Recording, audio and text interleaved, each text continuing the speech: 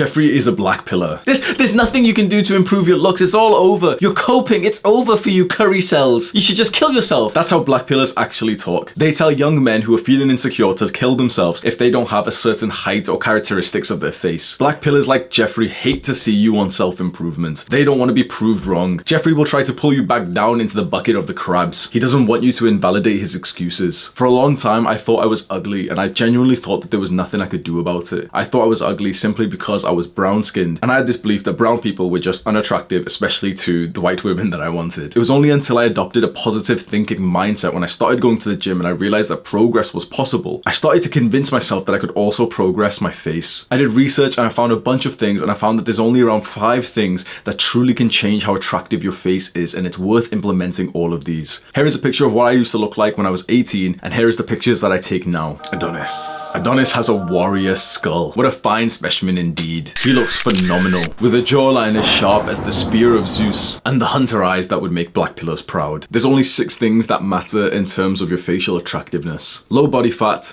tongue posture, head posture, neck size, face exercises, and beard. And we're going to discuss exactly how to improve these. Oh, but Hamza, what about navel, canval, tint, and hunter? Oh, shut up, bro.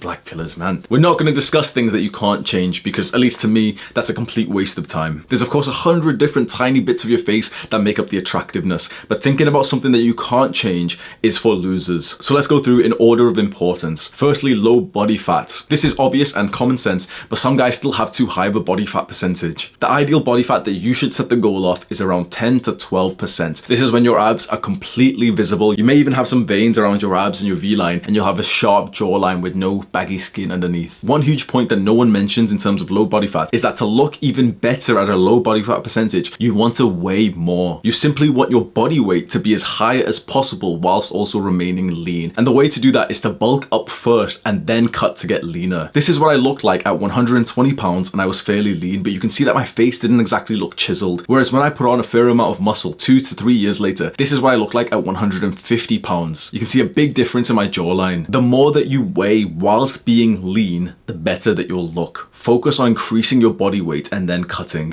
Tongue posture is very, very important, and it's something to be mindful of 24/7. Here is what people look like when they are mouth breathers, and here's what people look like when they breathe from their nose. I was a mouth breather for most of my adult life. My nose would always be stuffy, and I realized how to fix this. You simply need to breathe from your nose more. And you're probably thinking, wait, Hamza, you literally just said your nose is stuffy, like I can't breathe from my nose, so how do I breathe? However much you can breathe from your nose is generally how much you need to. So let's say if your nose is literally 85% blocked and you can just about barely breathe, it's almost like a meditation practice to breathe as much as you can without doing that bullshit that most people do, which is to like force.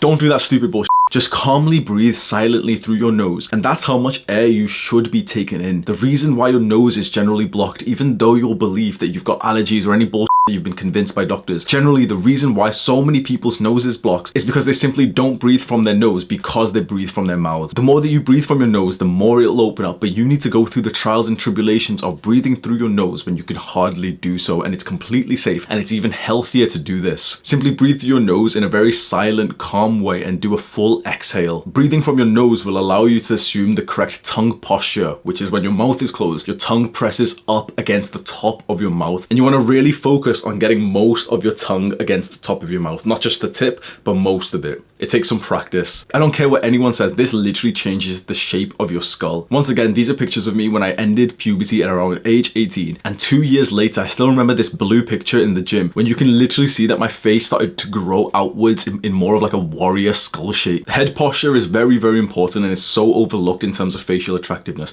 Everyone, especially you, has some terrible head posture because of all the technology. Everyone's got like their neck up because we're always doing this shit, you know, to see off. Sometimes I'm in the gym and I literally see someone using their phone like this. Like, freak, bro. And you just see everyone like this. The simple way to improve your head posture, which improves your attractiveness, is simply just give yourself a double chin as a stretch. Hold it for 2 seconds. The more you do this, the more your neck will start going back, and you'll assume that good, confident, strong posture where your shoulders are back and neck is back that Jordan Peterson promotes. The size of your neck actually makes a big difference in your face. And you're probably thinking, okay, we wanted to talk about face, why are you talking about neck? Your neck is always visible, and in terms of muscle and size and testosterone and masculinity, oftentimes people subconsciously will see your neck size as the size of the man that you are. When you see someone with a thick neck, even if the rest of their body is cropped out, you automatically have some kind of respect for this guy and you wouldn't want to mess with him. But when you see a guy with a skinny neck and his body's cropped out, you think, yeah, I could, this is a skinny guy, it's no problem. We could show you the rest of his body and he could be massive, but you wouldn't have thought that if you only saw his neck. It's very important to train your neck with the rest of your body in the gym as we've been doing. And the simplest way to increase your neck size is simply to do neck curls, where you just place a small weight on your forehead and just curl your neck like this when you're laying off a bench. The fifth thing you can do to improve your facial attractiveness is the face exercises. And these are generally kind of weird. And I'll be completely honest, I don't really do these that much, but there is one thing that I do heavily recommend, which is to chew harder foods. The shape of our skull and jaws are getting smaller because we're chewing very soft, processed foods. Any food that's rough and hard, like nuts, is very helpful for training the muscles around the jawline. And you can also do a bunch of different facial exercises which look kind of weird.